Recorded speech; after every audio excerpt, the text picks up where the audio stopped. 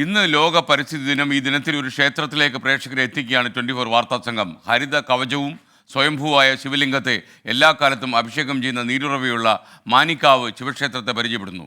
വയനാട് മീനങ്ങാടിക്ക് സമീപം ചൂതുപാറയിലാണ് മാനിക്കാവ് ശിവക്ഷേത്രം.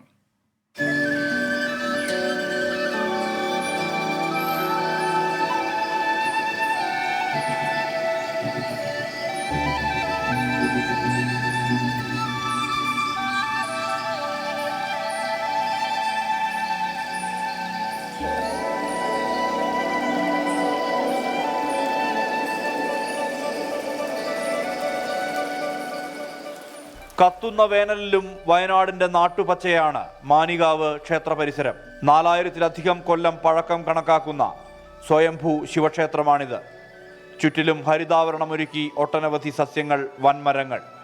ഇപ്പോൾ ജൈവ വൈവിധ്യ സംരക്ഷണത്തിന്റെ മാതൃകയാണിവിടം. ശാന്തമായ അന്തരീക്ഷമാണ് ക്ഷേത്ര പരിസരത്തിന്റെ പ്രത്യേകത. ഉറവയിലൂടെ എക്കാലവും എത്തുന്ന വെള്ളം ശിവലിംഗത്തെ അഭിഷേകം ചെയ്തുകൊണ്ടിരിക്കുന്നു. ഈ ക്ഷേത്രത്തിൻ്റെ ചരിത്രം വെച്ച് നോക്കുകയാണെങ്കിൽ ഇതൊരു മഹാക്ഷേത്രമായിരുന്നു പണ്ട്.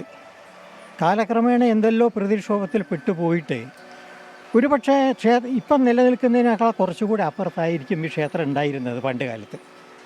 അവിടെ നിന്ന് ഇത് പ്രകൃതി ദുരന്തത്തിൽ വന്ന് താഴെ ഇവിടെ വന്ന് സ്വയംഭൂവായി ഈ ക്ഷേത്രം താഴെ വന്നു എന്ന് കണക്കാക്കാം. കാരണം മുമ്പ് ഈ ക്ഷേത്രം ഉണ്ടായിരുന്നു എന്ന് പറയപ്പെടുന്ന സ്ഥലത്തു നിന്നാണ് ഇന്നിപ്പോൾ ഈ നീരൊഴുക്ക് ക്ഷേത്രത്തിലേക്ക് വരുന്നത്. ക്ഷേത്ര ഭരണസമിതിക്കൊപ്പം മീനങ്ങാടി പഞ്ചായത്തും MS സ്വാമിനാഥൻ ഫൗണ്ടേഷനും വനം വകുപ്പുമൊക്കെ കൈകോർത്ത് ഈ ഇടത്തെ സംരക്ഷിച്ചു വരുന്നു.